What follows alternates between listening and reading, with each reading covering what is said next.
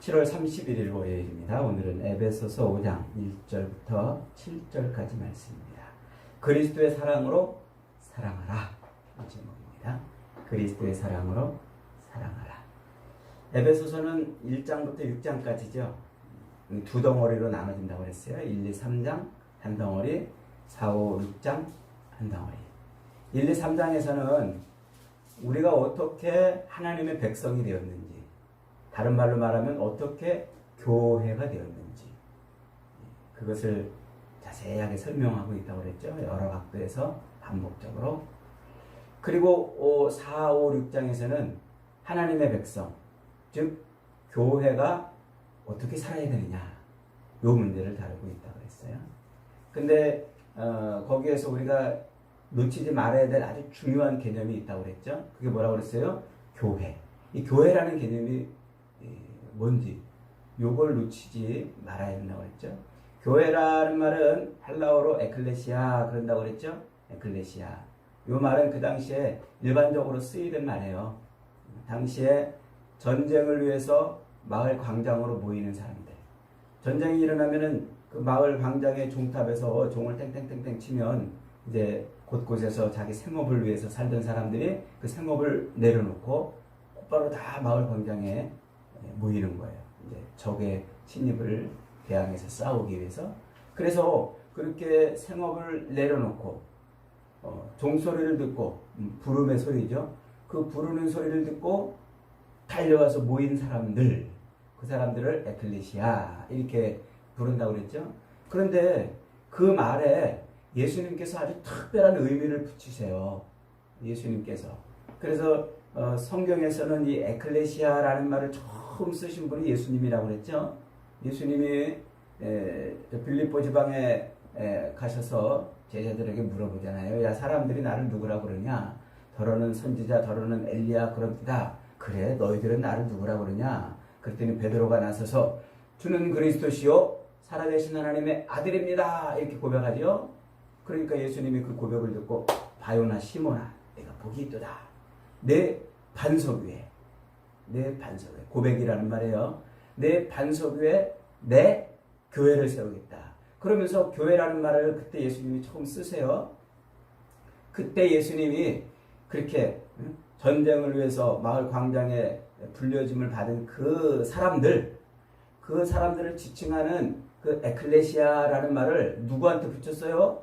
제자들에게 붙여준 거예요. 그래서 주님을 따르는 사람들. 예수님의 제자들도 야, 나를 따라거라, 나를 따라거라 이렇게 부르니까 다 자기 생업을, 배와 그물을 다 내려놓고 세관에 앉았던 곳에 내려와서 자기 생업을 내려놓고 다 주님 앞에 모여들었잖아요. 그렇게 주님의 부름을 듣고 모인 사람들, 그들을 지금 뭐라고 갖다 붙이냐면 싸움을 위해 모인 사람들이라고 이렇게 정의를 내렸단 말이에요. 그러니까 예수님의 부름에 응답한 그 사람들이 뭐 하는 사람들이란 말이에요? 싸우려고 모인 사람들이란 말이에요. 싸우려고. 근데 그 싸움은 무슨 싸움이요? 서로 멱살 잡고 막 욕하고 싸우는 싸움이 아니고 영적인 싸움이라고 했잖아요. 영적인 싸움. 그러니까 영적인 싸움을 싸우려고 모인 사람들이 교회란 말이에요. 그래서 그 싸움은 이중적으로 표현된다고 했잖아요. 하나는 주님을 따르기 위해서 이제 자기 욕망과 욕심과 정욕과 자기 옛사람을 버리는 싸움. 이게 힘들어요. 이게 어려워요. 이게 굉장히 고통스러워요. 그러니까 이걸 싸움이라고 지금 예수님이 붙여놓으신 거예요. 그 다음에 또 하나는 영의 악한 영들에 대해서, 세상 권세자들에 대해서. 그래서 악한 영이 우리를 신앙생활 못하게 하고 십자가의 길을 가는 걸 방해하고 주님의 길을 따르는 것을 회방하는 그런 일들에 대해서 싸우는 거예요. 그 십자가 복음을 증거하는 삶을 회방하는 그 악한 영들에 대해서 싸우는 거죠. 요 싸움을 계시록이 이제 설명해 준단 말이에요. 그래서 주님이 다시 재림하실 때까지 우리는 요 싸움을 잘 싸워야 된다. 이렇게 계시록이 설명을 하는데 지금 바울이 에베소 교인들한테 그걸 설명해 주고 있는 거예요. 야, 교회가 뭔 줄 아냐? 교회는 이렇게 싸우려고 모인 사람들이다. 그리고 그 싸움이 뭔 줄 아냐? 자기 자신을 쳐서 복종시켜서 십자가의 길을 가는 이 싸움을 싸우는 것이고, 동시에 십자가를 세상에 외치고 십자가를 꽂으러 다니는 그 삶의 방해가 되는 영들과 싸우는 거다. 이렇게 설명을 했어요. 그걸 이제 다른 표현으로 또 이렇게 표현하면은 옛사람을 버리고 새사람을 입는다. 이런 표현이라고 그랬죠. 그래서 그 옛사람을 버리고 새사람을 입는 그 행동 강령, 그 강령이 총 6가지라고 그랬죠. 6가지. 첫 번째는 거짓을 버리는 거예요. 거짓. 두 번째는 분을 내되, 우리의 죄에 대해서도 분을 내고 세상의 악에 대해서도 공분을 일으키고 분을 내되, 그것이 적개심이 되지 않도록, 적개심이 되도록까지 분을 내면 안 되고, 적개심이 되지 않도록 그렇게 분을 내라. 적개심을 가지면 어떻게 된다고요? 마귀가 틈을 탄다고요. 그래서 적개심을 내지 않도록 분을 내되 적개심을 내지 않도록 분을 내라. 그 다음에 이제 세 번째가 도둑질을 멈춰라. 남의 것을 취해서 내 이득을 취하려고 하는 그 도둑질, 그걸 멈춰라. 그 다음에 네 번째가 더러운 말. 이 더러운 말을 꺼내지 말아라. 이 말은 입에서 나오는 게 아니라 마음에서 나오는 거라고 그랬죠. 그래서 그 더러운 말을 입 밖에도 대지 마라. 그 다음에 다섯 번째가 그 악독, 노함, 분노, 떠드는 것, 비방하는 것, 이런 것들을 버려라. 그 다음에 마지막 여섯 번째가 그리스도 안에서 너희를 용서하신 것 같이 너희도 그렇게 서로 사랑하라. 이렇게 여섯 번째까지 끝냈어요. 오늘 5장으로 딱 넘어와가지고는 바로 요 여섯 번째를 한 번 더 설명하는 거예요. 좀 더 이렇게 다른 각도에서 또 설명하는 거예요. 그리스도의 사랑으로 사랑하라 하는 거죠. 그러니까 그리스도의 사랑으로 사랑한다. 이 말을 이제 1절로 2절에서 이렇게 설명합니다. 우리 1절 다시 한번 읽어봅니다. 시작. 그러므로 사랑을 받는 자녀같이 너희는 하나님을 본받는 자가 되고, 너희가 하나님의 사랑을 지금 받는 자처럼 하나님을 본받는 자가 되라. 그러니까 하나님이 너희를 사랑하시는 것처럼 사랑하라, 이 얘기예요. 하나님을 본받는 자가 되라. 그래서 이 본받다, 미메타이라는 헬라어로 미메타이, 본받다, 흉내내라는 말이에요. 영어에 미미트라는 말이 있잖아요. 미믹, 영어의 그 미믹이라는 말이 흉내낸다 이 말인데, 그게 지금 요 미메타이 헬라어에서 온 말이에요. 그러니까 따라해보라는 거예요. 따라해보라.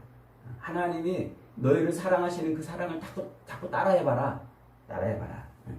그래서 하나님을 본받는 자같이 할 때 그 본. 여기 본이라는 말이 영어로는 폼이고, 우리 한국말로 말하면 틀이라는 말이에요. 틀. 그러니까 그 틀에 자꾸 나를 뭐 해보라? 넣어보라. 틀에 자꾸 넣어보라.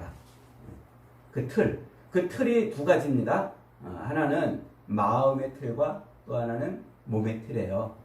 이제 이런 거죠. 우리가 군대에 오라고 소집영장을 하면 이제 젊은이들이 그 소집영장을 받고 훈련소로 모이잖아요. 훈련소로 딱 모여가지고 이 옷을 다 이제 사복을 다 박스에 넣어가지고 집으로 수포를 딱 보내고 군복을 딱 입어요. 그 순간부터 이 사람의 신분은 뭐예요? 군인이에요, 군인. 그러면 아직 총 쏘고 뭐 이렇게 군인으로서 싸우는 법을 아직 배우기 전인데, 이 군복을 입은 그 자체로 군인이기 때문에 마음을 바꿔줘요. 그래가지고 이 어떻게 하냐면은, 야, 이제 너는 민간인이 아니고 군인이야. 너는 군인이야. 그래서 군인의 길이라는 암송하는 몇 가지 문장이 있어요. 군인의 길. 우리 여성분들은 도무지 이해할 수 없겠지만 남자들은 금방 알아들어요. 군인의 길 그러면 알아. 지금도 막 달달달달 외우는 사람이 있을 거예요. 저는 다 잊어버렸어요. 그렇게 외웠는데도 다 잊어버렸어요. 군인의 길을 매일 밤 암송하게 해요. 달달달. 그래서 쿡 찌르면 툭 나오게. 이게 마음, 그 사람으로 마음을 바꾸는 거예요. 아, 나는 이제 군인이 됐구나. 이 마음을 갖게 하는 거예요. 그리고 그것도 모자라가지고 노래를 만들어가지고요. 노래 계속 이제 뭐 군인 노래 있잖아요. 그래서 밥 먹으러 갈 때도 노래하고 열맞춰 어디 갈 때도 노래하고 그 노래가 이제 계속 마음을 바꿔주는 거예요. 마음의 틀을 바꾸는 거예요. 그렇게 해서 마음의 틀을 바꿨으면 이제 그 다음에는 실제로 훈련을 해요. 그래서 몸으로 총 쏘는 법, 각개격투하는 법, 화생방하는 법, 독독, 뭐 지도 읽는 법, 이런 훈련을 해. 이게 이제 뭐예요? 몸의 틀을 장착하는 거죠. 마음의 틀을 바꿨으면 몸의 틀. 그래서 하나님을 본받는다. 그 틀에 하나님의 틀에 자꾸 나를 뭐 해보는 거예요? 마음도 자꾸 넣어보고 몸도 자꾸 넣어보는 거예요. 그러니까 붕어 모양의 틀에다가 밀가루 부으면 붕어빵 나오듯이, 국화 모양의 틀에다가 밀가루 부으면 국화빵 나오듯이 하나님의 틀에다가 나를 자꾸 넣어보는 거예요. 그러면 뭐가 나와요? 하나님처럼 사는 거예요. 그러라고 지금 말하는 거예요. 그래서 그 틀이 뭐냐면, 그 하나님의 틀이 뭐냐? 우리가 우리 마음도 자꾸 넣어보고 우리의 몸도 자꾸 넣어봐야 될 그 하나님의 틀이 뭐냐? 그게 2절이에요. 2절 같이 있습니다. 시작. 그리스도께서 너희를 사랑하신 것 같이 너희도 사랑 가운데서 행하라. 그는 우리를 위하여 자신을 버리사 향기로운 제물과 희생제물로 하나님께 드렸다 그랬어요. 예수님의 그 희생, 그 희생이 뭐라는 거예요? 그게 우리가 마음도 넣어보고 몸도 넣어봐야 될 우리 성도들의 틀이란 말이에요. 틀. 희생이라는 말은 한자 말이잖아요. 한자 말. 근데 그 희생의 희자는요, 우변에 양양자 밑에 나아자 이렇게 구성된 글자예요. 그러니까 나를 대신해서 드리는 소나 양, 이게 희생의 희자예요. 그 다음에 희생할 때 생자는 소 우자 옆에 날생자가 붙어 있어요. 그러니까 살아있는 소, 살아있는 거죠. 그러니까 살아있는 소나 살아있는 양으로 나를 대신해서 드리는 것, 이게 무슨 말이라고요? 희생이라는 말이에요. 그러니까 희생이라는 말은 종교적이에요. 제사적이고 제의적인 거예요. 그러니까 예수님이 어떻게 했단 말이에요? 나를 대신해서 드려진 제물이란 말이에요. 그래서 요한복음 1장 29절에서 이제 이렇게 말하잖아요. 세례 요한이 예수님이 길 가는 걸 쓱 보다가 세상 죄를 지고 가는 하나님의 어린 양이로다, 이렇게 예수님을 보고 외쳐요. 그리고 세례 요한이 참 신기하죠? 예수님을 딱 보더니 뭐라고 그랬다고요? 세상 죄를 지고 가는 어린 양이로다. 이게 구약 성경이 예표하고 있는 어린 양에 대한 모든 예표를 이 문장 안에 다 담았어요. 그 세례 요한의 그 말 때문에 예수님이 구약 성경에서 그 어린 양, 우리를 대신해서 죽어진 그 수많은 어린 양이 바로 이 예수님을 예표하는 것이었구나 하고 한 방에 이해되는 거예요. 그러니까 그렇게 예수님은 나를 대신해서 죽어주는 어린 양이었다는 거예요. 그래서 바울은 지금 성도들에게 나를 대신해서 죽어준 그리스도의 그 사랑에 뭐하라? 나를 자꾸 집어넣어보는 거예요. 그 틀에다가 나를 자꾸, 내 마음도 자꾸 넣어보고 내 몸, 내 삶도 자꾸 넣어봐가지고 나도 그렇게 붕어빵 찍어내듯 국화빵 찍어내듯 그리스도처럼 살아라는 거예요.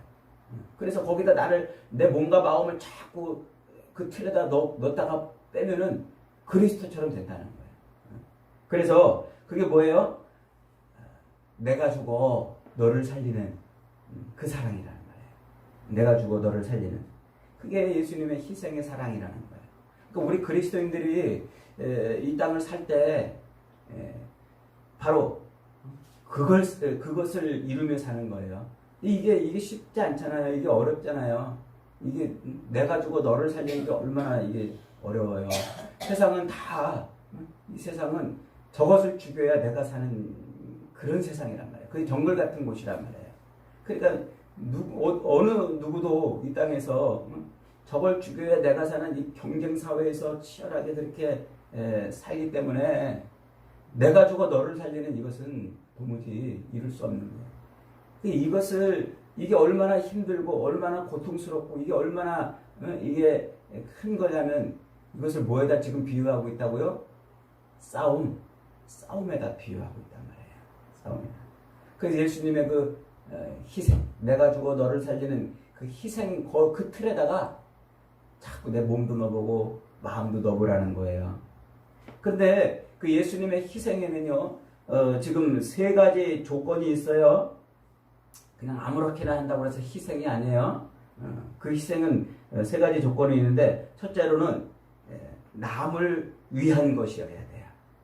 희생의 가장 중요한 첫째 조건이 뭐라고요? 남을 위한 것이어야 돼요. 자기를 위해서 땀 흘리고, 자기를 위해서 애쓰고, 자기를 위해서 고통당하는 것은 희생이 아니에요. 항상 희생은 철저하게 남을 위한 것이어야 돼요. 그 다음에 두 번째로 희생은 내 것을 가지고 치러야 돼요. 남의 거 훔쳐가지고 남을 도와주는 건 희생이 아니에요. 남의 거 뺏어가지고 남을 채워주는 건 희생이 아니에요.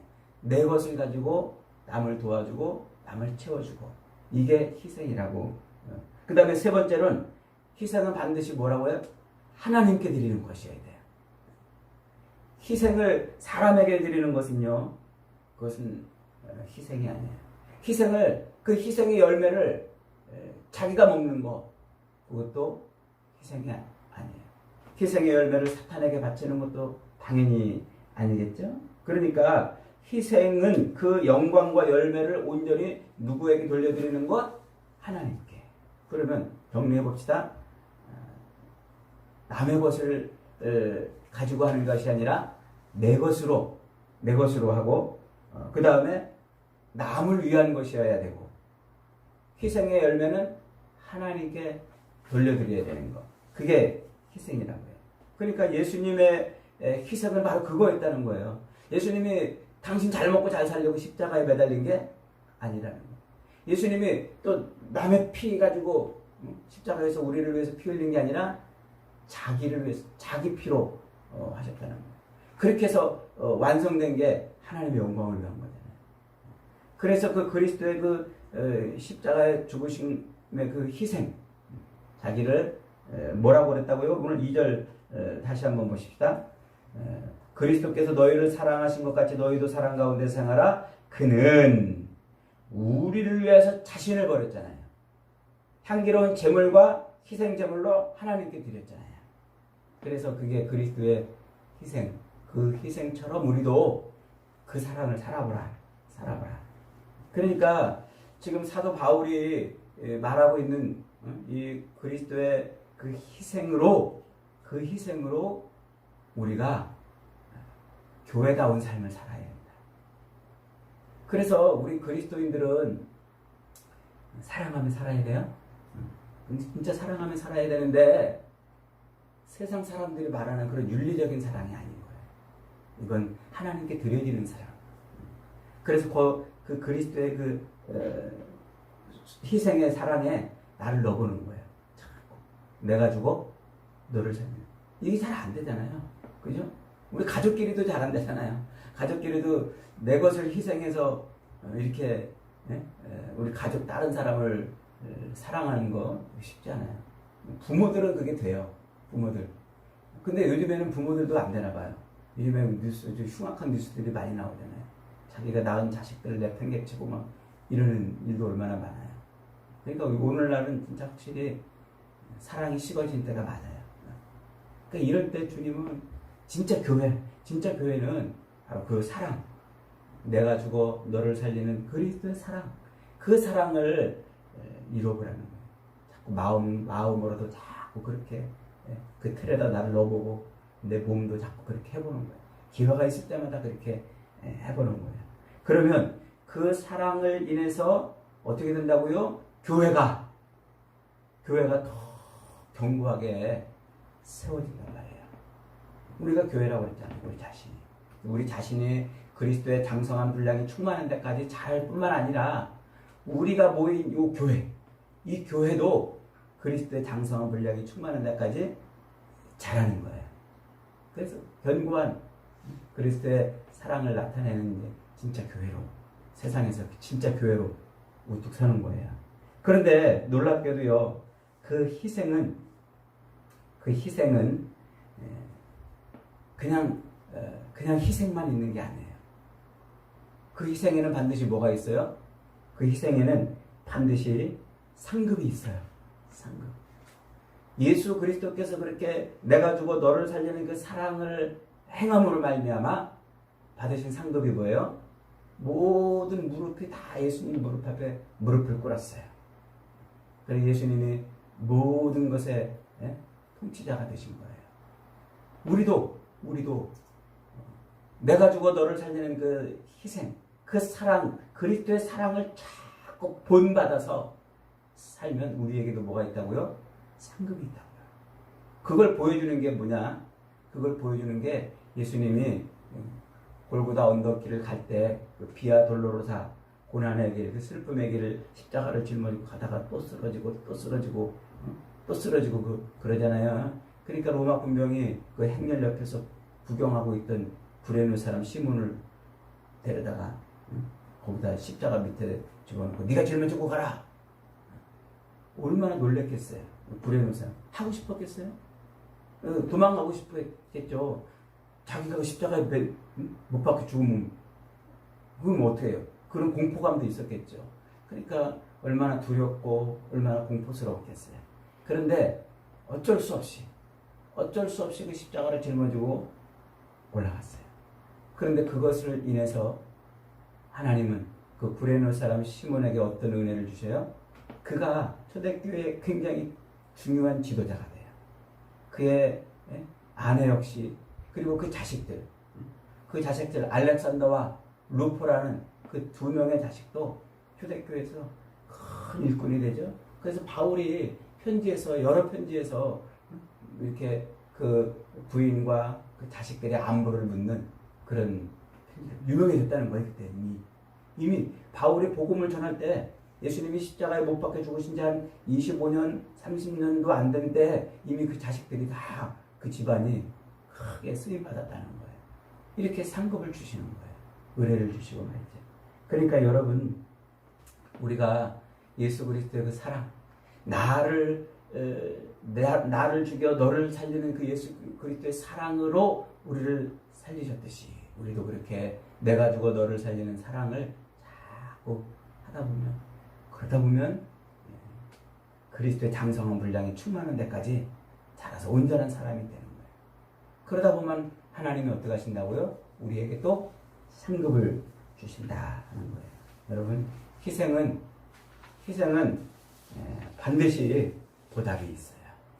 억지로 한 희생에도 보답이 있어요. 저와 여러분이 이렇게 매일 그 그리스도의 틀에 우리의 마음도 넣고 몸도 넣어가지고 붕어빵 찍어내듯 국화빵 찍어내듯 그리스도로 우리 삶이 찍어내지는 놀라운 삶을 사시기를 주님의 이름으로 축복합니다. 아멘.